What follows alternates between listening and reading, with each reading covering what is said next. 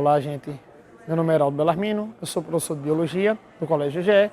Estou aqui no blog do Enem, no ENE10, para passar algumas dicas sobre a prova de Ciência da Natureza, especificamente Biologia. Beleza? Então, vou falar um pouco sobre a estrutura da prova e algumas dicas que são de extrema importância para que você tenha êxito na resolução da prova. Beleza? Então, vamos lá.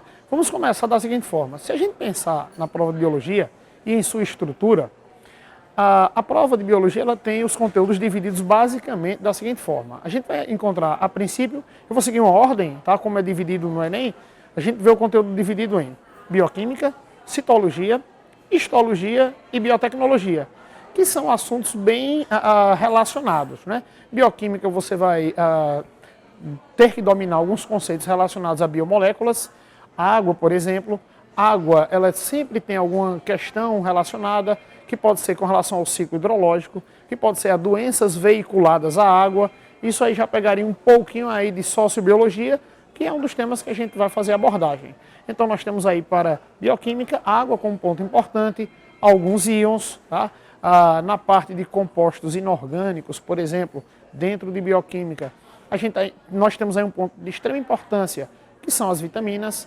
Então é bom ficar de olho nesses aspectos, que já tem assim uma frequência em provas. Então nós temos bioquímica, certo? Nós temos citologia como assunto que também está presente na prova. É bom o aluno dar ênfase, por exemplo, a algumas anomalias, que aí você faz uma relação de genética com citologia. Por exemplo, alterações cromossômicas numéricas, síndrome de Down, síndrome de Klinefelter, Turner. É bom perceber, dar uma ênfase a esse tipo de assunto. Então nós temos aí, ó, recapitulando, bioquímica, citologia, histologia. Histologia, o Enem tem um histórico de questões de histologia. Por exemplo, histologia do tecido sanguíneo.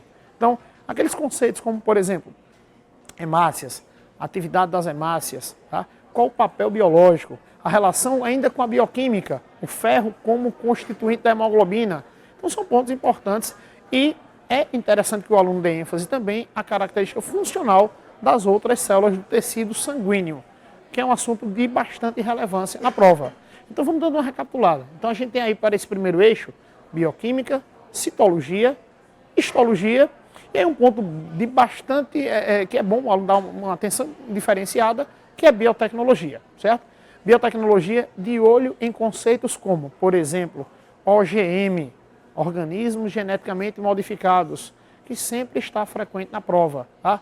Organismos transgênicos, a técnica de produção de transgênicos, o uso de enzimas de restrição, são conceitos fundamentais para o aluno para que ele possa ter êxito nesse tipo de avaliação, beleza? Então, no primeiro momento, a gente teria essa divisão em bioquímica, citologia, histologia e biotecnologia.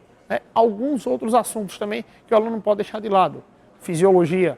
Fisiologia é interessante que o aluno perceba o funcionamento do organismo, principalmente fisiologia animal, associando a fisiologia aos conteúdos de programa de saúde, doenças do trato digestório, por exemplo, doenças do trato respiratório, que como é característica da prova do Enem, se fazer questões de, interdisciplinares na biologia, ou melhor, fazer relações com os conteúdos.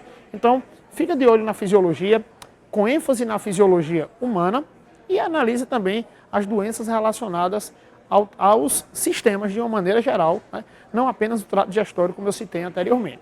Então, a gente avançando um pouquinho mais, a gente vai observar assuntos que o aluno deverá dominar, conceitos básicos.